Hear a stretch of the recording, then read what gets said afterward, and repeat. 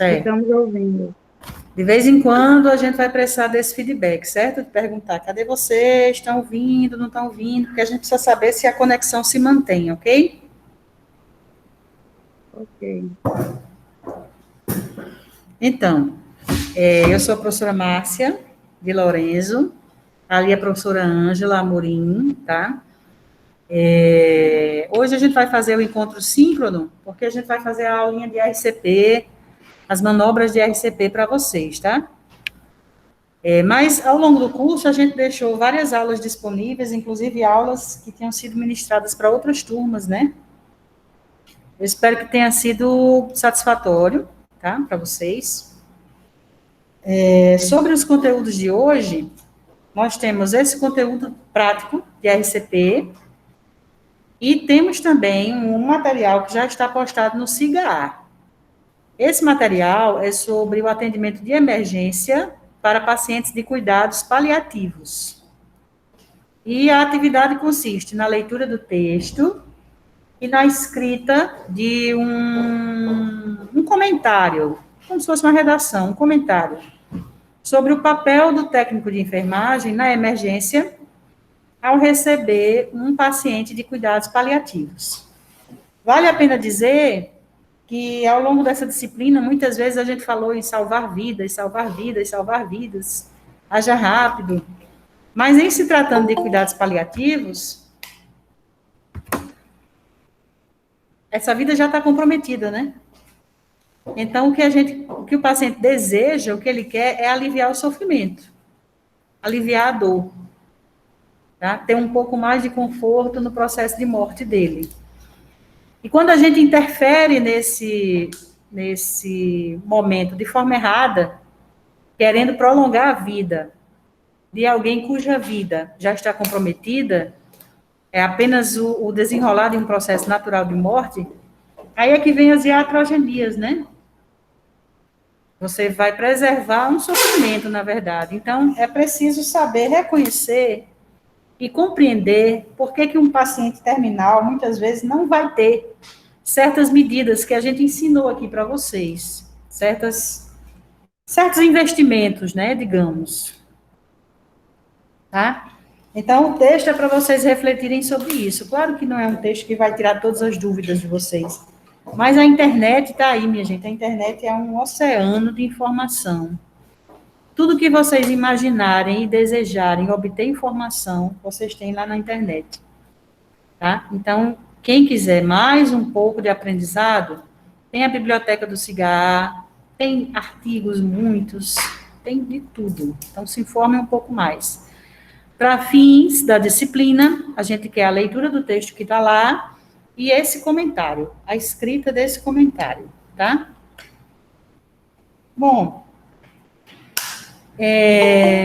chegando, gente. O Wallison, bom dia.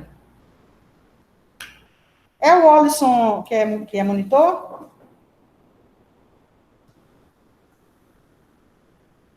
Ele não escutou.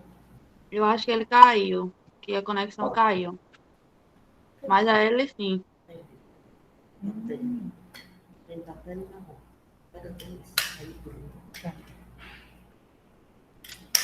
Tá. Ângela, quer começar? Vocês querem falar alguma coisa? Não, professora. Não, professora, por enquanto não. Ok. Emily tá aí? Tem gente entrando aí. Tem gente entrando? Emily? Ela está no estágio, professora. Ah, entrou agora. Emily Keren. Tá bom. Ângela, vê se tá bom aí esse ângulo. Tá bom esse ângulo. Tá aqui também, né? Vai para detrás do boneco, né? Vou para detrás do boneco. Deixa eu só fazer algumas considerações. Bom dia, gente. Tudo bem? Bom dia. Bom dia, meninas e meninos. Hoje a gente vai estar fazendo uma demonstração do atendimento na sala de emergência. Esse paciente está no ambiente hospitalar.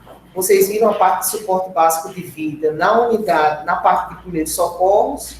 Só que, mediante as ofertas de informações, nós vamos elencar os procedimentos que devem ser feitos durante o atendimento a parada cardiorrespiratória, principalmente em tempo de pandemia, na unidade de emergência. A primeira coisa que a gente vai estar lembrando é que quando vocês chegarem ao plantão ou durante os estágios, vocês precisam verificar se existem os EPIs adequados.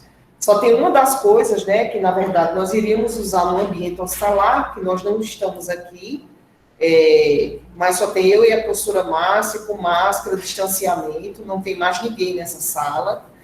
Entretanto, o uso de EPIs, por conta dos atendentes, né, das pessoas que estão lá para realizar o atendimento, isso é de extrema importância antes de iniciar. Verificar se você está em boas condições de saúde, para que você dê início. Se não existir o EPI, a gente não recomenda que o atendimento seja feito. Alto é o risco de você encontrar um paciente que possa, né, ter ou não sintomas relacionados ao Covid-19, então, para minimizar isso, a gente utiliza as EPIs. Quais são os EPIs recomendados, né, pela Organização Mundial de Saúde, pela Anvisa e pelo próprio Conselho Federal de Enfermagem? São esses que eu estou aqui, com diferença só em relação à gramatura. Mas eu preciso, obrigatoriamente, não ter adornos, né? Brincos, piercing, outros tipos de adesivo, colares, gargantilhas, anéis e outros adornos. Adorno zero realmente é a recomendação. Por menor que seja o brinco, ele deve ser retirado. Utilizar um equipamento para que eu proteja meus cabelos, mesmo que meus cabelos sejam curtos, a recomendação é que seja utilizado. A máscara pode ser uma cirúrgica ou N95 ou a PFF2, sempre sem filtro, essa é a recomendação. Um face shield também, ele tem sido preconizado nas unidades de emergência, até porque mesmo que você utilize óculos, tem pessoas que utilizam óculos menores e tem que lembrar que todo o atendimento, posteriormente, deve ser higienizado o óculos e lavado de maneira correta. Em seguida, eu vou estar me paramentando, né, além da minha roupa do setor, se houver, ou com avental e outra roupa por baixo. Eu preciso obrigatoriamente utilizar um avental descartável. Ele deve ter uma gramatura entre 60 e 70, alguns serviços utilizam gramatura 50, ela também é recomendada para utilização. A proteção dos pés, assim como calças, elas são obrigatórios. A utilização de sapatos fechados, eles não devem deixar realmente o peito do pé descoberto, e isso é bem importante, porque pode ocorrer alguma queda de líquido, ou agulha, ou alguma parte interna do gel, e isso pode, se não tiver protegido o dorso do pé. Então, a utilização de propés, ela não tem sido recomendada. Ela pode ser utilizada, mas o mais importante é você ter um sapato que ele possa passar por um processo de higienização, se isso for uma recomendação da instituição que vocês forem, e, para tanto, calças fechadas também. Então, você precisa estar confortável e protegido, de acordo com a legislação dos órgãos que eu informei, até do CDC, para que você possa realizar um atendimento sem que necessariamente aconteça disseminação. Outra recomendação, né, tem aparecido alguns vídeos, o pessoal muito feliz, se confraternizando, porque o atendimento deu certo. A gente não recomenda, né? No máximo, um toque no cotovelo para cumprimentar a equipe, dar os parabéns pelo procedimento que conseguiu ser feito. E isso, sim, é uma conduta para reduzir o risco. Outra grande preocupação, existem salas nas unidades de emergência aqui em João Pessoa, onde você se paramenta, existem outras salas que são recomendadas para desparamentação. Então, por que é que precisa ter isso? Porque já foi observado que a desparamentação é um dos pontos onde pode acontecer a contaminação entre os participantes do atendimento. Então, a higienização das mãos, ela serve para sempre, para todos os membros que participaram do atendimento, e na saída, a retirada das vestes de maneira correta. Por último, são as luvas de procedimento. A gente sabe que deve se higienizar as mãos, e por último vai ser o equipamento que vai ser calçado. Não são luvas descartáveis, são luvas descartáveis, porém elas não são estéreis, são luvas de procedimento. Todas as vezes que ocorrer ruptura, ou que você achar que ela não é uma luva, que ela tem uma boa margem de segurança, ela deve ser feita a troca. A gente não recomenda colocar 2 ou 3 luvas e ir retirando toda vez que tiver um problema. Toda vez que tiver, você se afasta, higieniza as mãos e coloca uma nova luva, ok? Para quem usa óculos e não tem a face shield, toda vez que concluir o atendimento, deve ser feita a higienização dos óculos e ser, então, adicionado. Sapato fechado, então você vai estar entrando na sua área de emergência para atender. Esse paciente aqui é um paciente que chegou com um quadro de provável insuficiência respiratória.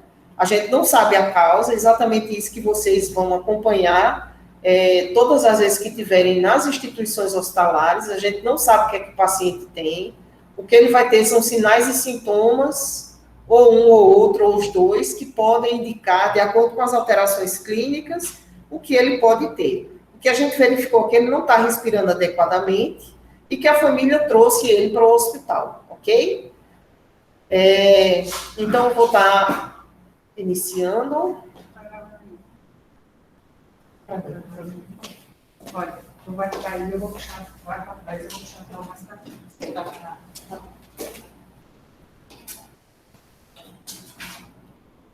Tá dando para ouvir daqui, tá, gente? Tá bom. Dá, professor. Tá? E a imagem tá boa?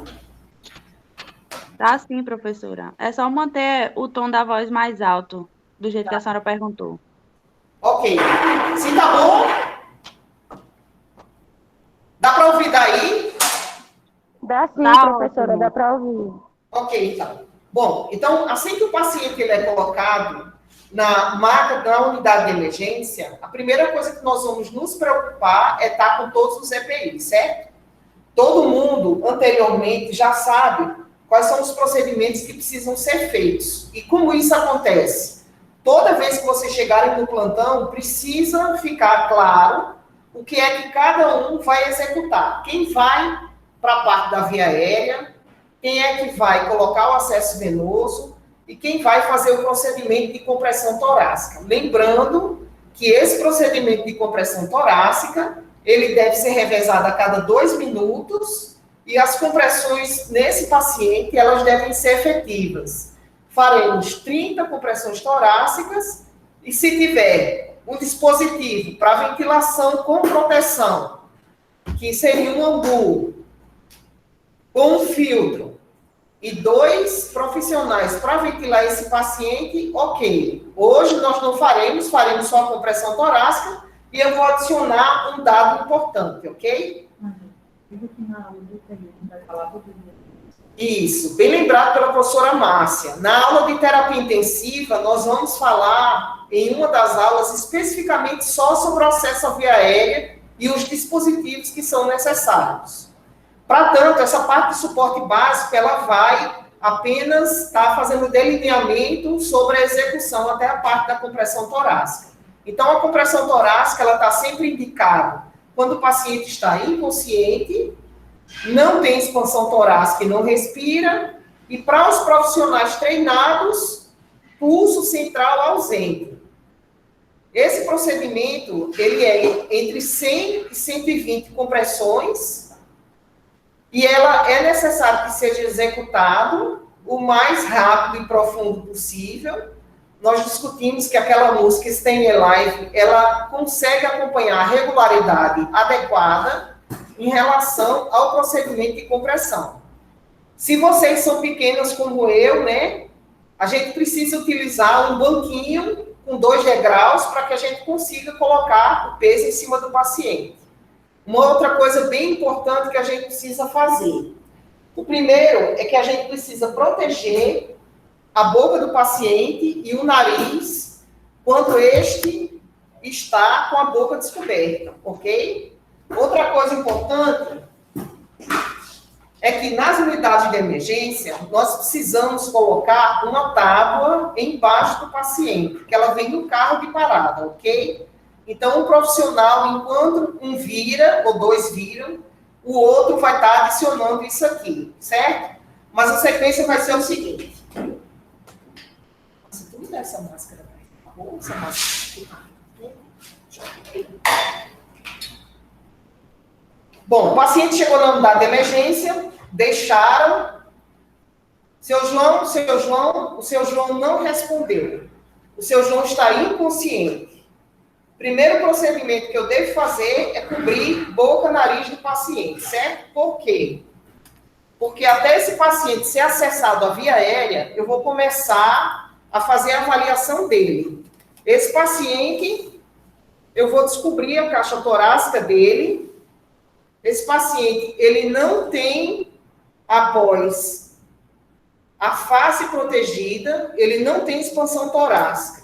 Chequei pulso, o pessoal da emergência já foi acionado para que a gente comece os procedimentos, ok? O paciente está inconsciente, ele não respira, e como eu sou um profissional treinado, eu chequei o pulso central. Apenas o pulso central. Então, foi determinado que esse paciente está em parada cardiorrespiratória.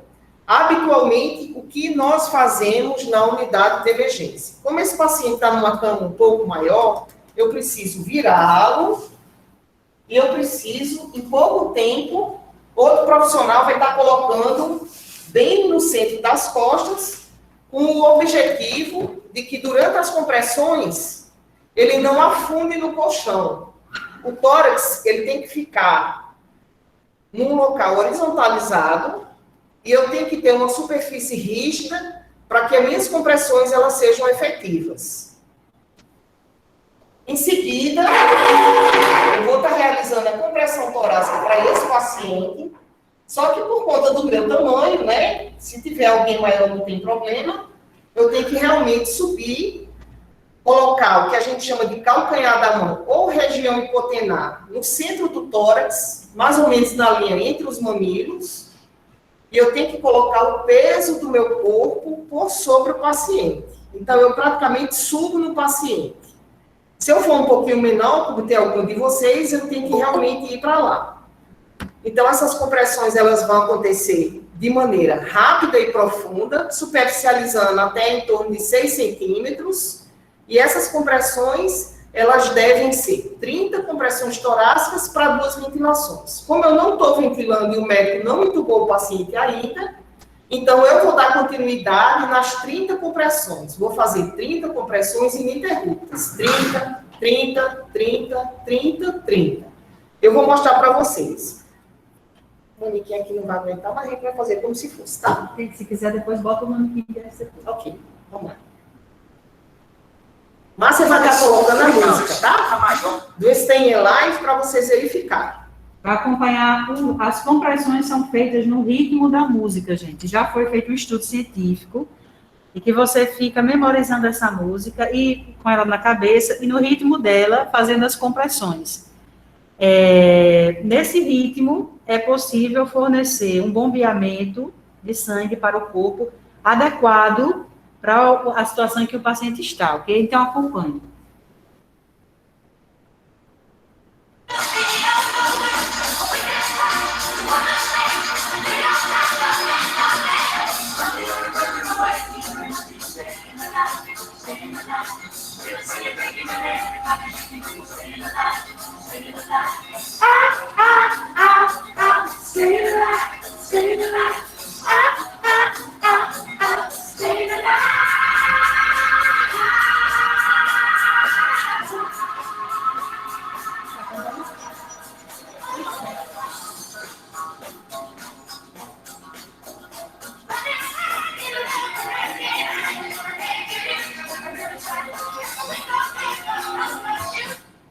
Bom, quando completa 2 minutos, o paciente, então, não voltou, eu posso trocar com outro colega. Por isso que a gente precisa estar em boas condições de saúde.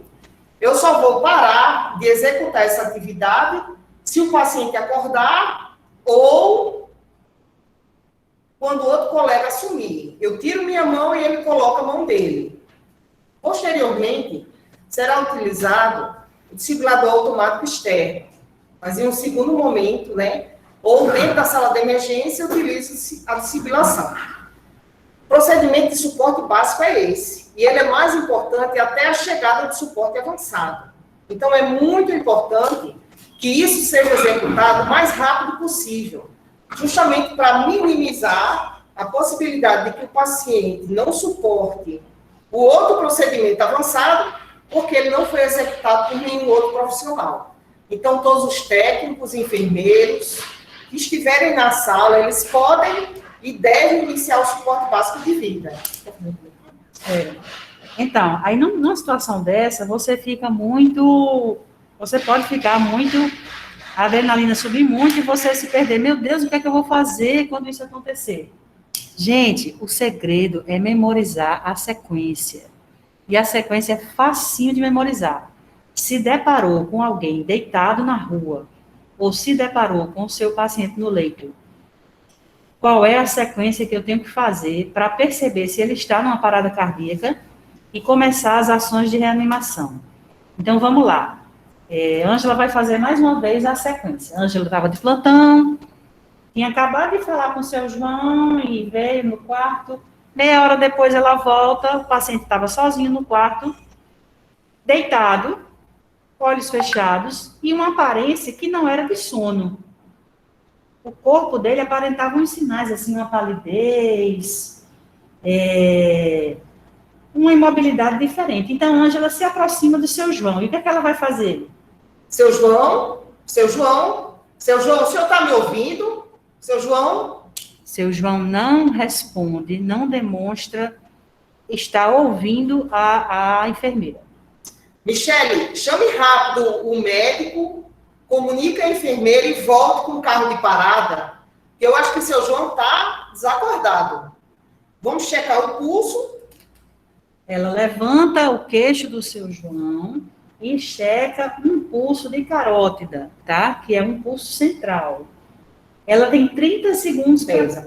ela tem 10 segundos para encontrar esse pulso na carótida. Vamos lá, Ângela, procura o pulso na carótida que eu vou contar.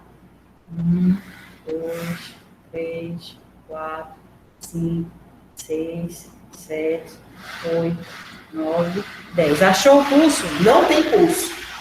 Não tem pulso. E agora?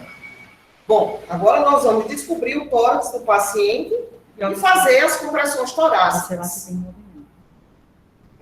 Ele não tem movimento respiratório, como automaticamente, após a consciência, abrir a via aérea dele, ele não apresentou. Exato. Então, esse paciente, ele não está respondendo, ele é não responsivo, ele não tem pulsação central, certo? E ele não tem expansão torácica, nem você observa uma ventilaçãozinha saindo com a eficiência das vias aéreas dele. Pode até estar saindo o que a gente chama de gasp, que é uma respiração que acontece, mas não tem efeito. Efeito no carreamento de oxigênio para dentro das células, nem na saída de CO2 suficiente do organismo, tá? É o que a gente chama de gasp. É uma respiração que está acontecendo, mas não tem efetividade. Então, ela se deparou com essa situação. O que ela vai fazer? Chamar por socorro. Já chamou, tá?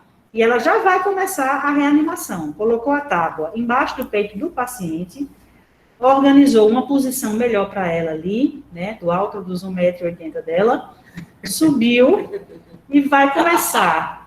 Ela vai fazer 30 compressões.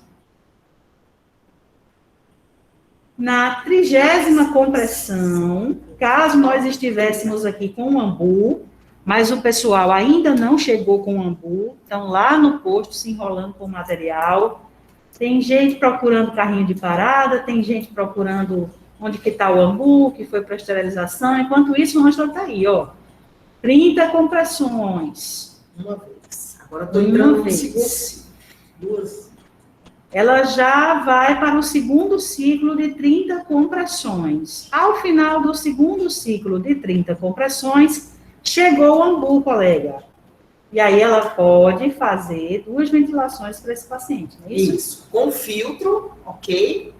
E com 2 pessoas ventilando, uma segurando e a outra realizando a ventilação. É uma ventilação que reduz o risco de que o paciente venha a emitir aerosóis e, consequentemente, o paciente pode contaminar toda a equipe se ele tiver com Covid. Não se sabe realmente, né, a causa. Tem muita pergunta. Todo mundo sabe o que é um ambu, gente? Diga sim ou não. Eu queria saber se tem filtro, ou é a gente que coloca esse filtro. Vai dar lá o vídeo. Tá, olha só, gente. O filtro do Ambu a gente coloca, tá? É um filtro descartável que é usado para ventiladores mecânicos também. Mas era muita informação para hoje. Vocês vão ter essa aula no próximo semestre, quando pagarem UTI. A cadeira de UTI tem 100 horas e a gente faz tudo na cadeira, tá? Então, o Ambu não vem com filtro. Esse filtro é descartável e a gente coloca o filtro, tá? 30 compressões para 2 ventilações com Ambu. 30 compressões, 2 ventilações com Ambu. E esses ciclos são feitos 5 vezes. A enfermeira aqui já fez 5 ciclos desse. 30 para 2, 30 para 2, 30 para 2, 30 para 2, 30 para 2. Ao final desses 5 ciclos, o que ela vai fazer? Eu verifico se o paciente tem sinais de circulação, se ele voltou a respirar, se ele apresenta pulso. Se ele tiver pulso, eu preciso apenas ventilar. Se ele não voltou o pulso, não acordou, eu dou continuidade às compressões torácicas até que ele obtenha uma via aérea definitiva ou que o carro de parada chegue e seja observado se ele precisa de desfibrilação. Ou seja, a cada 5 ciclos é hora de reavaliar se a função cardiorrespiratória do seu paciente retornou, tá? Então, a cada 5 ciclos, a equipe para, reavalia, procura por pulso central, procura por movimento respiratório espontâneo. O que tiver voltado, a gente não oferece mais suporte. Por exemplo, se ele estiver respirando, a gente não precisa ventilar. Tá? Se tiver com pulso, não precisamos mais massagear. Mas se não tiver retornado, mais 5 ciclos, 32, 32, 32, 32, 32. Reavalia novamente. Nesse intervalo, em um hospital, em uma emergência, há outros recursos. Por exemplo, um desfibrilador, como a professora falou. No meio da rua, no chão, que é o que a gente dá em emergência, né? A gente foca muito em APH também, né? Também. Que é o atendimento pré-hospitalar. No asfalto, não tem desfibrilador. Tem só o 30 para 2, 30 para 2, tá? E o DEA, nos lugares que tem DEA, que é o desfibrilador externo automático. Onde tem DEA, em João Pessoa? Ferreira Costa. Os supermercados maiores aqui, Pão de Açúcar, Carrefour, Ferreira Costa. Hiper, né? No aeroporto, né? No aeroporto tem. Que mais? Isso. Então, a maioria dos supermercados tem, pouca gente sabe. Nos shoppings também tem. E agora a prefeitura vai estar entregando mais de 20 em locais públicos também, né? Então, assim, é uma ação muito importante que vai ser feita pela prefeitura e a gente vai precisar do máximo de profissionais treinados para fazer com que a gente consiga realmente executar quando precisar. Na rodoviária tem, mas no terminal de ônibus não tem. Então, por que a gente precisa trocar sempre? Estando você na rua ou na sala de emergência? Porque cada vez que passa esse período de 5 ciclos, que é cansativo, ele perde a capacidade de compressão de maneira adequada. Então, você troca a cada 2 minutos as pessoas para que ele mantenha a mesma eficácia de compressão, tanto na profundidade quanto na velocidade. Se isso, na verdade, mantiver a pessoa por mais de 2 ciclos, mesmo que ela tenha uma boa condição física, existe a possibilidade do paciente não ser reanimado adequadamente e aí ele perde a capacidade de compressão desse fluxo de sangue residual, que tem que ir principalmente para o cérebro, que é quem mais sofre com essa falta de oxigênio, e o coração. Deixa eu entrar nas perguntas aqui, tá? Bom, enquanto mais você vai vendo as perguntas, deixa eu ir complementando. Alguém pode perguntar quando é que a gente encerra as atividades de compressão torácica. Quando o paciente acorda e ele volta com pulso, pelo menos com pulso, então ele pode ir para o respirador, mas ele voltou à sua condição circulatória, ou foi determinado que se em 20 minutos o paciente foi ventilado, feito compressão, feito medicação, desfibrilado, e ele não melhorou ou não teve nem retorno elétrico ou presença de pulso, a equipe discute, quer dizer, o médico, o enfermeiro, o técnico, o fisioterapeuta discutem se o paciente realmente pode ser encerrado todos os procedimentos que podem ser feitos. No paciente idoso, eu posso encerrar só porque ele é idoso? Não. Na verdade, o idoso a gente encerra quanto menos comorbidade ele tiver. A discussão hoje em dia é se o paciente ele teve sequelas por conta do retardo do atendimento. Por isso que todos os técnicos, todas as pessoas precisam saber fazer esse tipo de procedimento para aumentar a possibilidade do paciente ser revertido quanto mais precoce começar as compressões torácicas. Bom, a compressão torácica é efetiva sem a ventilação? Sim. Sim, ela é efetiva. Se eu não tenho condições de ventilar o paciente por várias causas, né? Não tenho material, ele é um provável COVID, ele tem benefícios com as compressões torácicas, ok? Tem alguma pergunta aí? Tem uma pergunta aqui. Eita, tem, Ângela, peraí, eu estava com uma pergunta na agulha aqui, mas já... O da ETS já foi instalado, lembra que estava para ser instalado quando pegamos a disciplina de primeiros socorros. Não, o da ETS não foi instalado. A gente está querendo primeiro fazer um treinamento com o pessoal aqui, tá? Porque é um aparelho perigoso se for usado errado, pessoal. Ele é caro. Ele é caro e perigoso se for usado de forma errada. Então, a gente quer primeiro fazer um treinamento. Só que a pandemia, né? Acabou nossos planos aqui.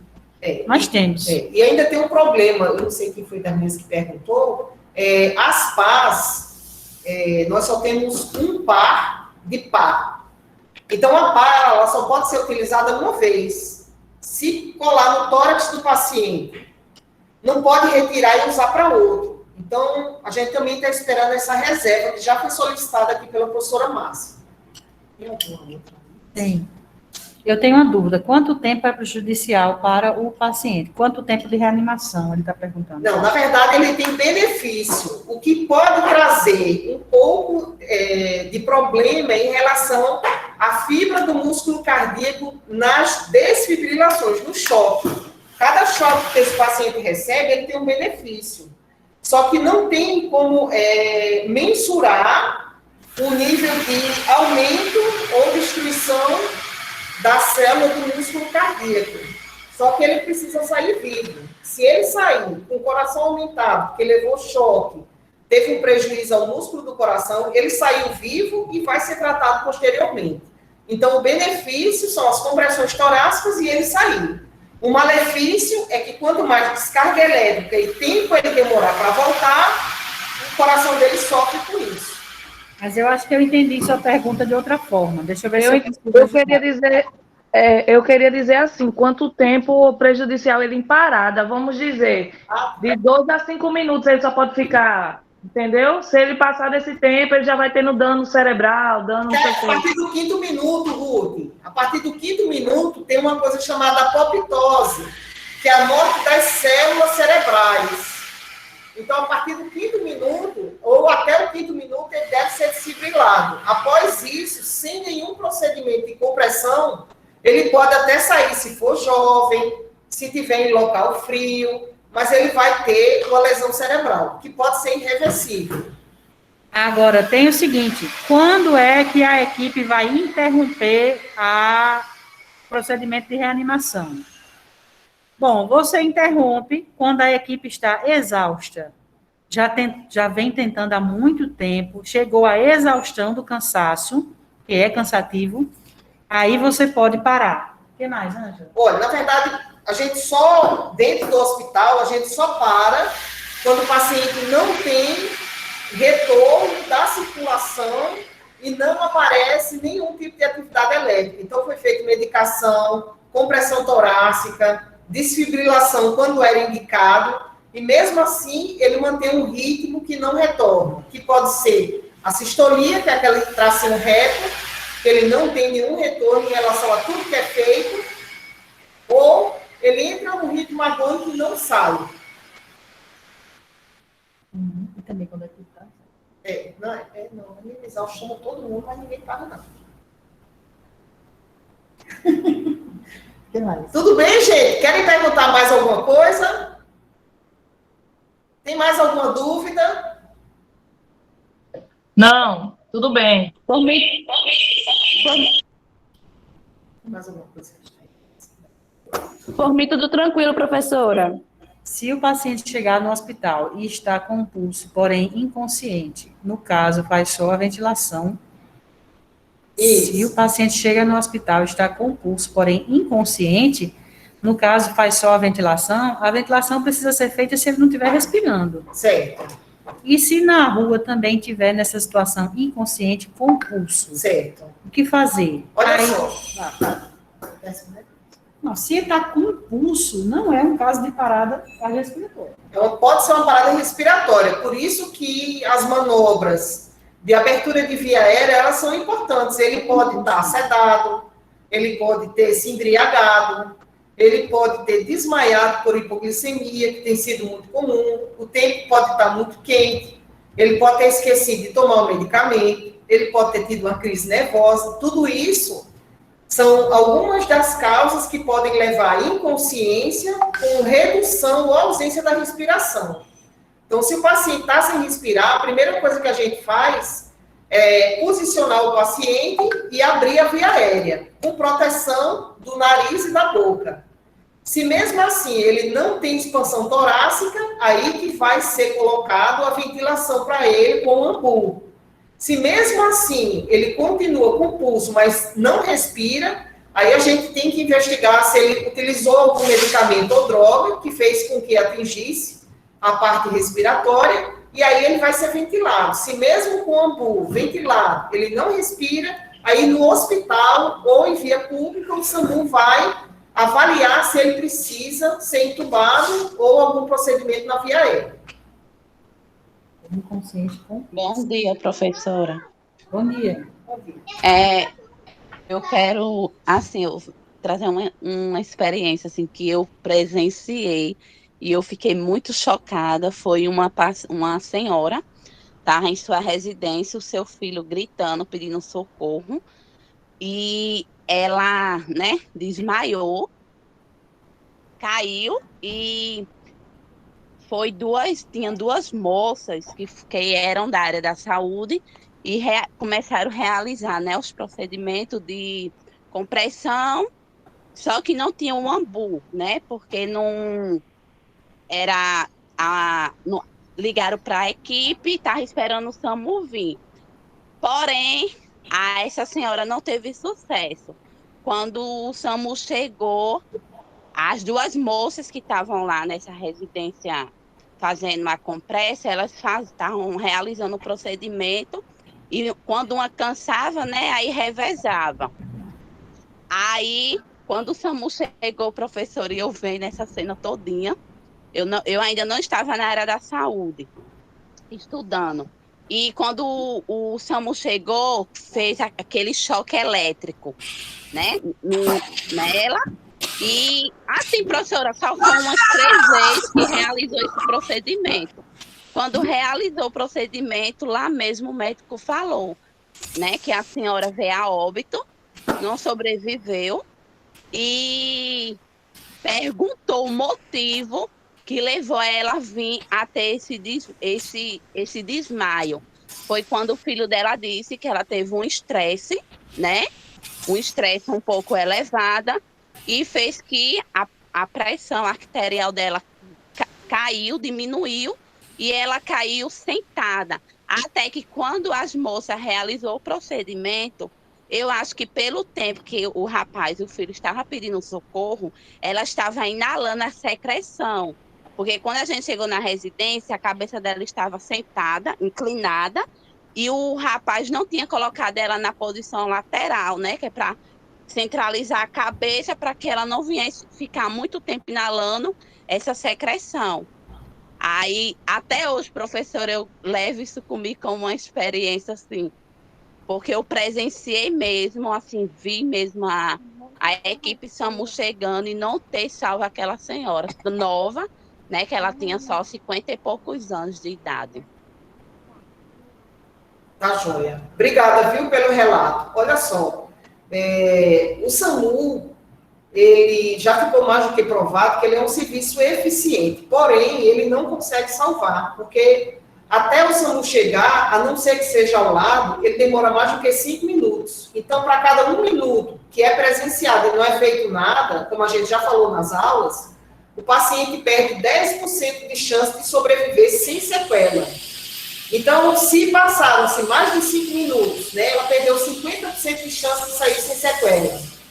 E o SAMU demorou 20, 30, 40 minutos. Né? A gente não pode realmente responsabilizar a família, porque só quem passou um estresse com pai, mãe, irmão, familiares, sabe o quanto você tem que ter um bom controle emocional e treinamento para poder você superar e saber disso. E isso não é uma coisa simples. Na hora que acontece, é que a gente observa que o treinamento, a maturidade, exatamente como a professora Márcia havia dito anteriormente, a sequência que tem que ser seguida. Então, tudo é muito rápido. Talvez o filho não tenha entendido, né, o choque, nem o risco dela ter tomado café, teve uma raiva, ficou inconsciente, que ela pode ter tido um AVC, não só um infarto, e aí ela broncoaspirou. Como ela desmaiou, relaxou a via aérea, e esse alimento foi para a via aérea dela.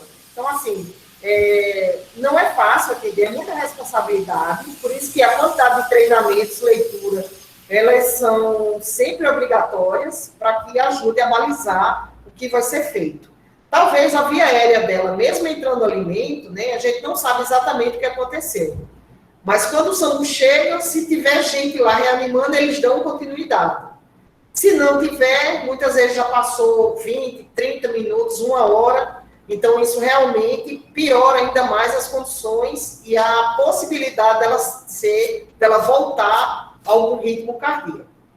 Por isso, né, Ângela, é que muitos cursos da área de saúde, mesmo cursos que não lidam diretamente assim com o atendimento o tempo todo na profissão, é exigido para esses cursos que se dê aulas de primeiros socorros. Profissões também que não são da saúde, se exige que se estude primeiros socorros, porque esse atendimento aqui que vocês viram agora é o atendimento básico que um leigo, essa sequência de eventos aqui que a gente viu, de identificar uma parada cardiorrespiratória, um leigo pode executá-la, certo? Então, quanto mais pessoas na sociedade informadas sobre essa sequência, sobre o como agir, maiores são as chances das pessoas sobreviverem a uma parada cardíaca, né? Pois é, porque a gente parte do princípio que todo mundo tem o direito de receber um atendimento. E quem é que consegue dar esse atendimento? Quem tem informação e, segundo, quem tem autocontrole na hora. Quando vocês um dia forem ver, vocês vão ver que algum de vocês pode travar ou vocês podem executar a atividade. Né? Com o passar do tempo é que a gente vai conseguindo executar essas atividades, né, com mais segurança em relação ao que é solicitado. Vocês ficaram com alguma dúvida, gente? Não. Tem mais alguma pergunta? Não sei. Tranquilo, professora. Se tiver no meio da rua, faz a compressão até o SAMU chegar, né? Isso. Professora, vai passar a frequência, por dados móveis, às vezes a internet cai. A pior parte é ficar pausando. Vamos passar a frequência. Ou não, Angela, ou a gente passa a frequência por quem entregar o exercício. Não vai estar gravado quem está aí? É. Pronto. Quem não deu o bom dia ainda, deu o ok, porque vai estar gravado aí a mensagem, e a gente computa quem é que teve aí. Tá certo, gente? Não, deixa eu fazer logo a chamada agora. Ela vai Agora passar a eu quero chamada saber- agora, ok, gente? Mas olha, quem vai assistir depois? Vai levar falta? Não, né? Ok. Não. Vamos computar essa presença pela entrega da atividade de cuidado paliativo? É melhor. Gente, olha só. Como a gente sabe que tem gente que não pode entrar nesse horário, a gente vai computar a presença pela entrega da tarefa de cuidados paliativos, ok? Então, entregou a tarefa, tem Ok, professora. pontinhos que ela vale 2 pontinhos, se não me engano, e tem a presença computada, certo? Então, a gente espera que vocês tenham gostado da aula, que tenha sido satisfatória, ok? A gente sabe das dificuldades da turma de vocês, que pagou poucos estágios, né? Mas é isso. Então, até dia 15, né, Ângela? Terça-feira. Terça-feira. Aproveitem para atualizar as atividades de vocês no SIGA. Quem tiver pendência, tá? Não se atrase, porque a nota vai ser dada pelas atividades feitas lá, ok? Então, até a próxima e um abraço para vocês. Tchau, vocês. Tenham um bom dia. Bom final de semana, gente. Bom final de semana. Bom final de semana, professora. Tchau, tchau. Igualmente, professoras. Bom dia para todos. Professora, eu não sei se vocês visualizaram quando eu mandei aí no chat sobre Joyce. Se ela tiver com alguma pendência com relação às atividades, até as futuras, né? Ela pediu a compreensão e a justificar a falta também na aula, porque a avó dela faleceu ontem. Tranquilo. Diga ela que não se preocupe com nada, viu? Tá certo. Obrigada. Tchau. Tchau.